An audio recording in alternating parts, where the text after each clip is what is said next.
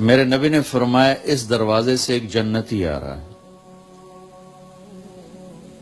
تو ایک صحابی اندر آئے، ہاتھ میں جوتا، پاؤں میں داڑھی میں پانی، وضو. اگلا دن آیا، اس دروازے سے ایک جنتی آ رہا ہے، وہی آدمی انٹر ہوئے. اگلے دن آیا، اس دروازے سے جنتی آ رہا ہے، وہی آدمی 3 دن مسلسل.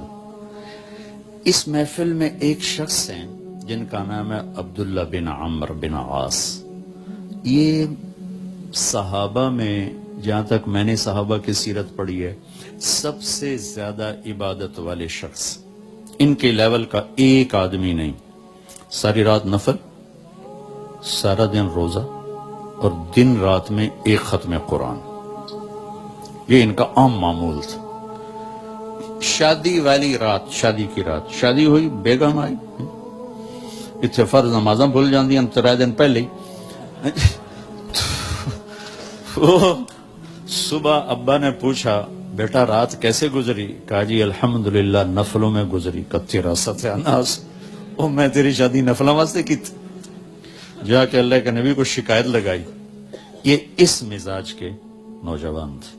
ان کو خیال آیا یہ مجھ سے زیادہ عبادت کرتا ہے. سارا جو ٹائم کا گراف ہے وہ تو سارا میں نے پر کیا ہوا ہے. رات ساری تہجد ہے، دن کو روزہ ہے، ایک ختم قرآن ہے. تو اس کے پاس 25 گھنٹے ہیں. مجھ سے زیادہ عبادت کرتا ہے جو اس کو 3 دن جنت کی بشارت. ان کے پاس پہنچ گئے. چاچا آپ کے پاس کچھ دن گزاروں، ذرا ابا ناراض ہیں. کہا ہاں بیٹا آؤ. ذرا وہ ادھیڑ عمر تھے، ڈھلی عمر تھی. عشاء پڑھتے ہی چادر اوپر لی اور سوراخ کر کے لیٹ گئے. ہن ویکھو بزرگ کی کر دیں. اور یہاں آنکھ رکھے رکھے رکھے وہ تشریف لائے، اللہم بسمک اموت و احیا. ہو گئے جوں ستے فجر دی اذان تے اٹھ کے بیٹھے. الحمدللہ الذی احیانا بعد ما اماتنا. ان کو تو کرنٹ لگا کہ اس بندے تا 2 نفل نہیں پڑے تے جنت دی بشارت کتھوں لب گئی. میری ساری رات سجدیاں چ لگ جاندی ہے. وہ پریشان ہو گئے. ان کا اچھا میں کل دیکھوں گا، شاید کل کی رات کچھ دکھائیں. کل کی رات پھر انہیں چادر ایسے کی اور دیکھنا شروع کیا، اور انہیں آ کر اللہم بسمک اموت و احیا سرانے پہ سر رکھا اور ہو گئے. فجر کی اذان پہ آنکھ کھلی. پھر اور پریشان ہو گئے. اس زمانے میں تو منافق تہجد نہیں چھوڑتا تھا. تیسری رات کا میں دیکھوں گا. تیسری رات دیکھا تو وہی کام، 2 نفل نہیں پڑے. وہ پھٹ پڑے. کہنے لگے چاچا سچی بتاؤں، میں نے 3 دن تیرے جنتی ہونے کی بشارت سنی. میری گھر کوئی لڑائی نہیں تھی، میں دیکھنے آیا تھا تو کیا کرتا ہے. چاچا تو تا ساری رات ستا رہ جانا، تینوں جنت کیوں لب گئی؟ ان کا بیٹا جو تو نے دیکھا ہے یہی ہے اور کچھ نہیں. اب نہ تو نبی کی بات کو غلط کہہ سکتے، وہ تو حق اور سچ ہے. لہذا نہ وہ بات ہضم ہو رہی کہ وہی بندہ ساری رات ستا پہ ہوئے تو ستیاں جنت لب جاوے، یہ بھی اوکھا جا کم. تو ایسے نا ماٹھے چل پڑے، بے یقینی کی کیفیت. تو انہیں پیچھے سے بولا بھتیجے ادھر آ، اب تمہیں اندر کی راز کی بات بتاتا ہوں. یہ یہاں ہاتھ رکھا، کہنے یہ دل ہے نا، یہ اس میں دنیا کے کسی انسان کے لیے نفرت کوئی نہیں ہے. اور اللہ جب کسی کو کوئی دولت نعمت دیتا ہے، مجھے کبھی حسد نہیں ہوا. اب ان کا باڈی ریئیکشن دیکھنا. کہنے لگے ہذا ہوا، یہ ہے.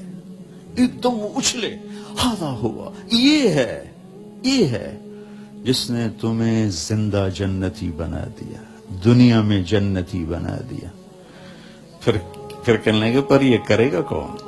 اتنی بڑی عبادت والا بندہ کہ یہ کرے گا کون؟ ایک میٹھا ہوا. میرے بھائیو، انسان اپنی نیچر نہیں بدل سکتا. وہ ٹورانٹو میں رہے یا وہ چارڈ میں رہے یا وہ کیمبو. میں تو ان صحراؤں میں پھرا ہوں، زندگی کا خوفناک نقشہ دیکھا ہے، 1000 سال پرانی زندگی. انسان اپنی نیچر میں میٹھے بول کا محتاج ہے اور کڑوے بول کا زہر برداشت نہیں کر سکتا. سانپ کے زہر کا علاج موجود ہے، کڑوے بول کا علاج موجود کوئی نہیں ہے۔ تو ان سب مستورات سے اپنے آپ سے کہتا ہوں، ہم اپنی زبان کے بول کو میٹھا کر لیں، خاص طور پر رشتوں کے آگے، ماں باپ کے آگے، بیوی کے آگے، بیوی خاوند کے آگے، اولاد ماں باپ کے سامنے، ماں باپ اولاد کے سامنے، اپنی اولاد کو بھی عزت دو۔ میرے نبی نے کہا اکرموا اولادکم، اپنی اولاد کو عزت دو، وہ لوٹ کے تمہاری طرف آئے گی۔ بہت سے بچوں کی نافرمانی میں ماں باپ کو دخل ہے، شدت، زبردستی، سختی۔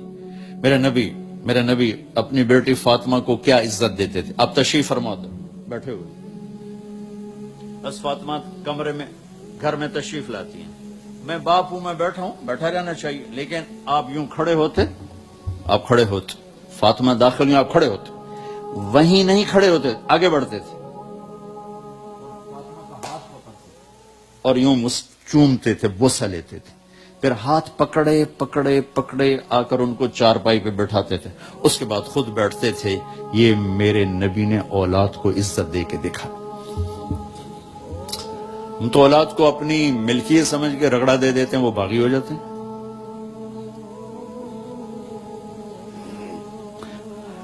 رشتوں میں زبان کا استعمال، تعلق میں زبان کا استعمال، یہ انسان کو اونچا اور نیچا کرنے والی بہت بڑی چیز۔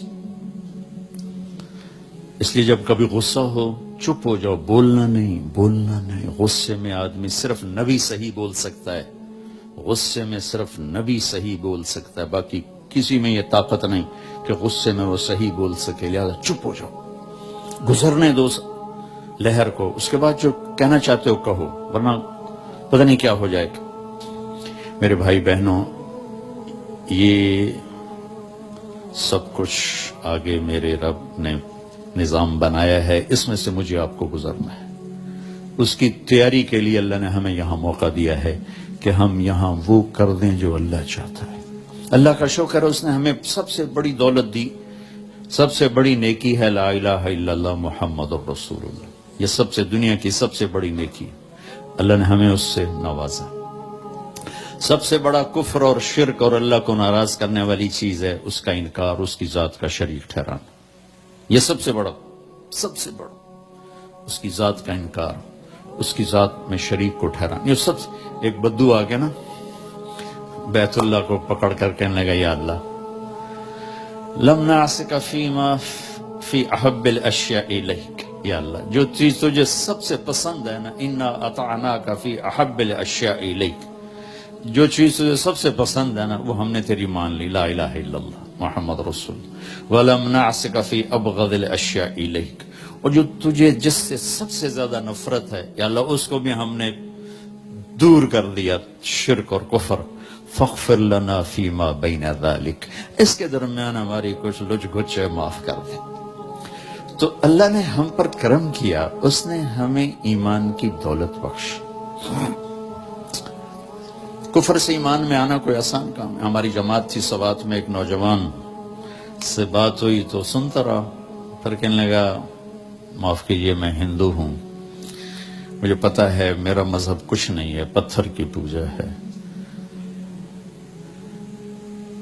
اگر میں مسلمان ہوں تو مجھے 70 رشتے توڑنے پڑیں گے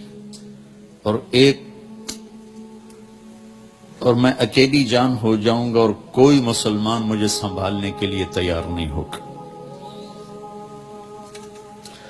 تو مجھے پتا ہے میں غلط ہوں، میں بندھن میں جکڑا ہوا، تو اللہ نے ہم پہ کرم کیا، ہمیں بڑے امتحان میں نہیں ڈالا، ہمیں اللہ تعالیٰ نے ایمان کی دولت سے نوازا۔ آگے آسان ہے مسئلہ، چند عبادات ہیں، کوئی زیادہ تو نہیں ہے، 5 وقت نماز ہے، کیا مشکل ہے؟ 1 لوٹا پانی 10 منٹ چاہیے نماز کے لیے۔ روزہ سال کے بعد ہے، اس میں بیمار کو گنجائش ہے، مسافر کو گنجائش ہے۔ حج اور زکوٰۃ مالدار کے لیے، غریب کے لیے نہیں ہے۔